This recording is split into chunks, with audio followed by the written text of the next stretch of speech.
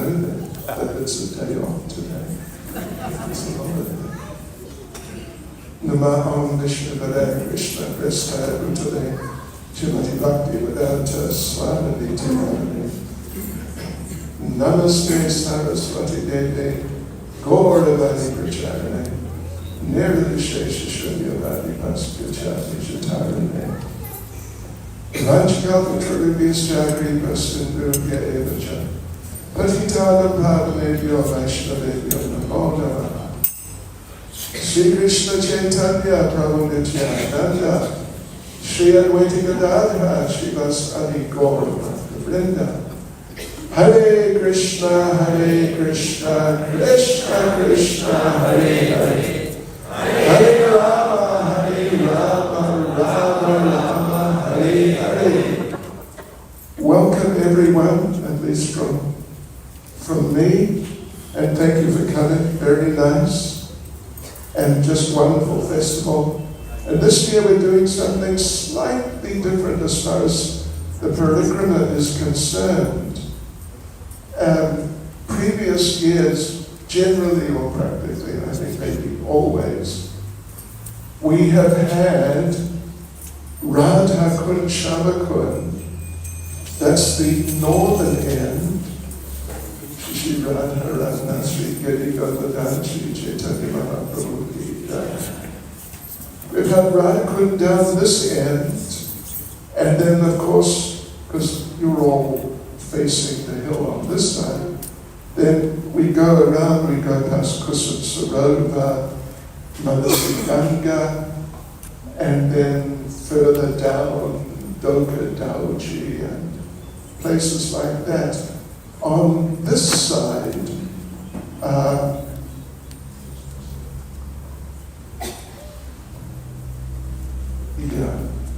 then all those places were on this side. And it's sort of the better known side of Govardhan Hill. But this year, we thought we would turn Govardhan Hill around. Krishna empowered us, just as he did previously, but to Govardhan Hill. So this year he turned it around. Why not? So this year, Radha Kund, Shama Kund are at that end on your left. And the other end of the hill, which is the southern end, more or less, it doesn't actually run north-south literally, but it's kind of, what would you say, northeast to southwest or something like that. So this then, the southeastern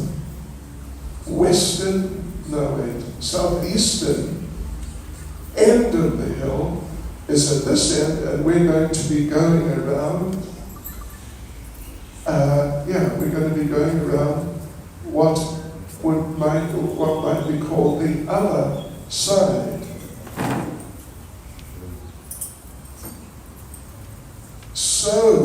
So here we go. And down at this end, somewhere over the rainbow, is the Nrsingadev temple. Well, this whole area at this end is Apsaravan. That's the name of the forest for the area, and the village is Punchari. Oh, here it is, right where there's a little, what would you call it? A potato swirl. Something. There's the Nrsingadev temple, and maybe but then having said that, you might wonder, what is Lord Nrsingadev doing here at Govardhan Hill? What's he doing in the Vrindavan area in Vrajmandala? Because he is really a Vaikuntha deity, particularly. He's not really a Vrindavan deity or a personality who's really directly involved in the Vrindavan pastimes. But actually what he's doing here, he is giving protection to all the devotees who are doing Parikrama. Because it's 23 kilometers and you're meant to do it with bare feet. And I don't know if you've ever walked 23 kilometers in bare feet or even with shoes. It's a bit of a long way, particularly in bare feet. So Lord Vishnudev is here to give protection to the devotees so they can make it around the whole Parikrama and be feeling physically quite good. I remember the first time I went on the Govardhan Parikrama, I forget exactly when it was, in the 80s, many years ago, and we went, there was a number of Nanda Kumar Prabhu, some of you will remember, Maidhavi Prabhu in his younger days, and Krishna Chandra from Mauritius, and we almost ran around the hill. It took about 4.5 hours to recover, and we were like, I was maybe 40 years old, practically a child.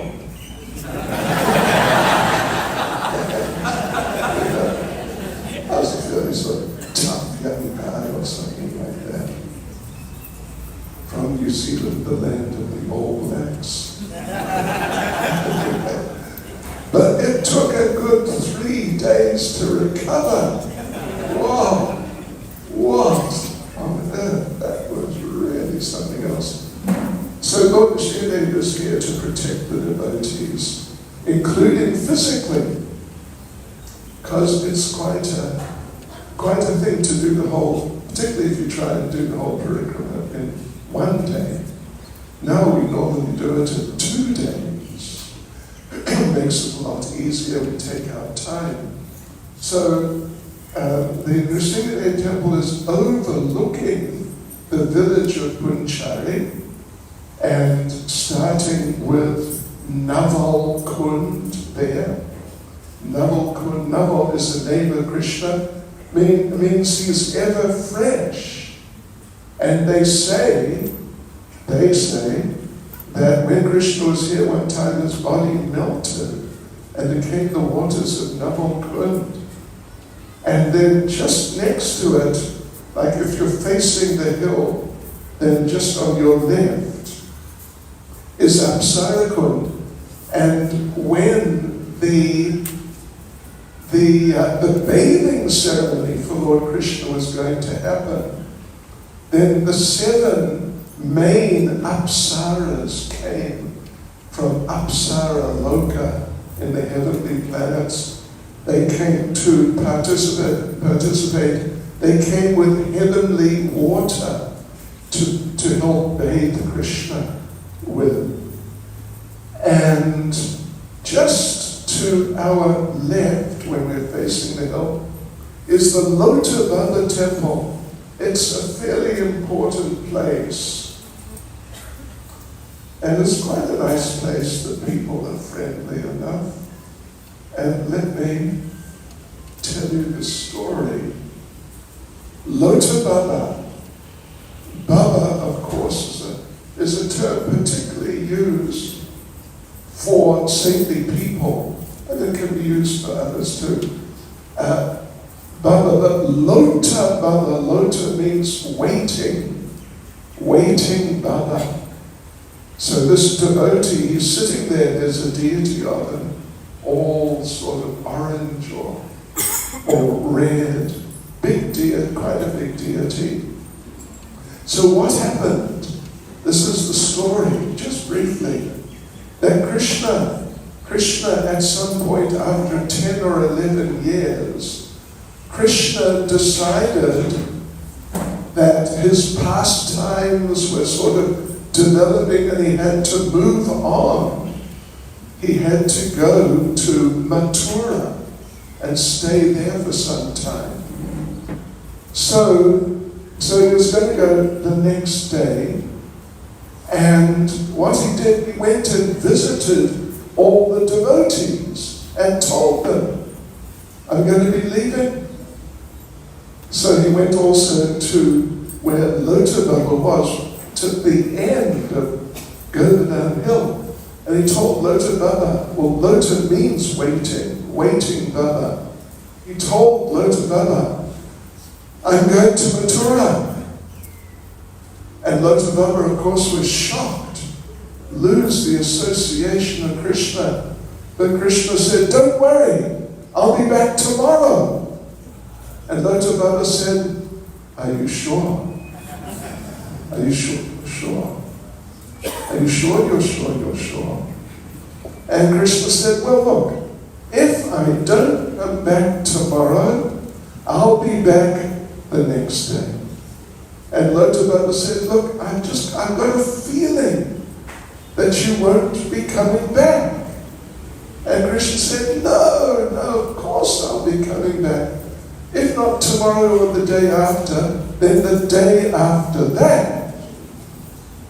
And Lota Baba still looked, anxious, like he didn't really believe Krishna. So Krishna told him, listen, just wait here or here. See, Lota Baba temple, leaning on one nice looking sambusa.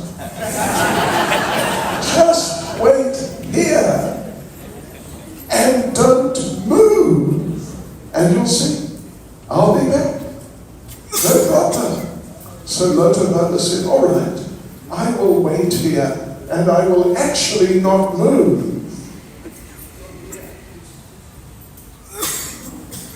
I will not move until you come back. So off went Krishna, and Lota Baba was just sitting, waiting. And next day Krishna didn't come back, and the day after didn't come. Next day didn't come back. And Lota Baba was thinking, I knew he wouldn't come. After 1 week, Krishna had not come back. After 2 weeks, after a month, Krishna had not come back. After 3 months, and Lota Baba's, because he's a boy, he's just young. His parents by this point had more or less given up hope. And he was just there. And people would tell him, like his mother would tell him, come on, you're going to come home. He'd say, no, I promised. I told Krishna I would wait here. I am waiting here. So, 1 month, 3 months, 6 months, Krishna had not come back. 1 year, 2 years, 5 years, can you believe it? But Lota Baba was just still there. 5 years, 10 years, 20 years. But then, you know what happened? Eventually, Krishna came back. After, are you ready? 4,500 years. Krishna came back as Lord Chaitanya. And Lota Baba had turned into a deity. And he's still there as a deity. And Krishna as Lord Chaitanya embraced Lota Baba and told him, see, I told you I'm coming back. So Lota Baba is an example of, like determination, resilience, dedication, being very stable. So, in that way, he's a very good example for all of us. So that's Lota Baba. He's kind of on the corner here, more or less, plus or minus. And then we come around the end of, maybe I shouldn't even tell you this, but in Punchari, just across from these two kunds, just where these gopis are, there is the Punchari Cricket Club. I am a member. I've played a few times with the boys there. I shouldn't have said that, should I? So now, on the corner and cutting around a bit. Well, actually, let's just go back to the Nrsimhadev temple. You know what we did last year? A group of about 200 to 250 devotees. We arranged to do a big Abhishek for Lord Nrsimhadev. And we're going again this year, and we'll probably do another one, like for about 2 hours at least, bathing Lord Nrsimhadev. All the devotees bathed Lord Nrsimhadev. Anyway, so now we come around the corner, and we're just starting to make our way just a little bit down in that direction. And from Apsaravan, we enter Sutalavan. Sutalavan. Sutala means beautiful. Very beautiful place. And here, I don't know if they marked it, or maybe, is nice temple, quite big temple of Srinathji. And they have quite a big deity, not like human size, but maybe 4 feet tall, of Srinathji, holding Govardhan hill. And I think before we did the Nrsimhadev Abhishek, with a smaller group, we went there and we did Abhishek for Srinathji. And that was also really amazing. Beautiful temple and beautiful deity they look after very nicely. So then, just behind that temple is the cave of Raghava Goswami. He is an associate of Lord Chaitanya's, and he lived there just behind where there is now the Shi temple. And he tells a story. Listen to this. It's actually a discussion between Krishna and Balaram. Krishna speaking to Balaram and explaining how Srimati Radharani appeared. At least, there are different stories how Radharani appeared in this world. So just listen to this. Krishna speaking to Balaram. Oh, Balaram, please listen and I'll tell you something.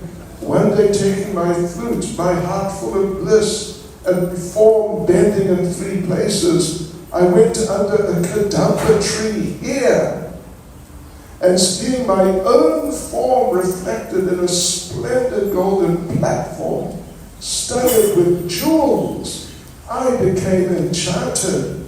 At that moment, my heart became filled with the sweet happiness of conjugal love, which charms the entire world. My heart then desired to become a woman. I yearned to enjoy myself as a woman.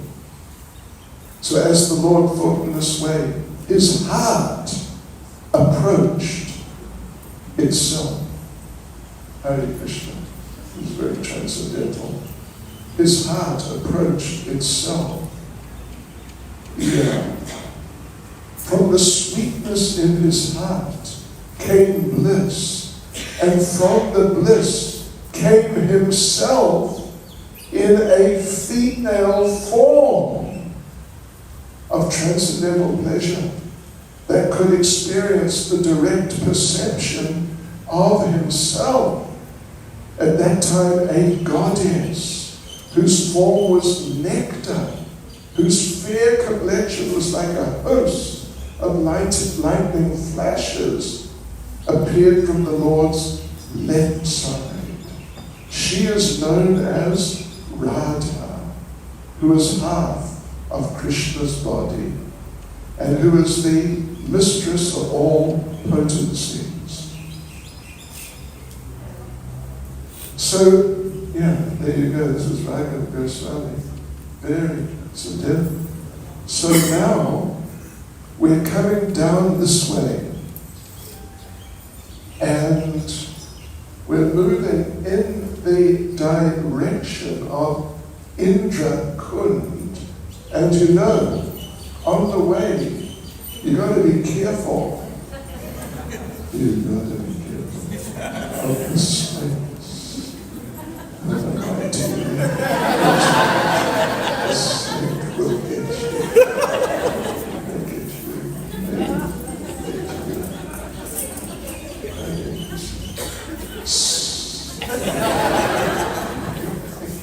Because you get snakes around there. I haven't actually seen a snake as such, but I've seen sort of the tracks of a snake. They wriggle. So there was a track going across the path, just around here. So in the Kund, from where we were, just here where you see where this Govardhan Shila is, I think this is Shandal Prabhu's Govardhan Shila. I think so. Oh yes. Yeah, Shandal Prabhu's Govardhan Shila, worshipped by him for many years. So we cut down 750 meters, and this is the place where Indra lands.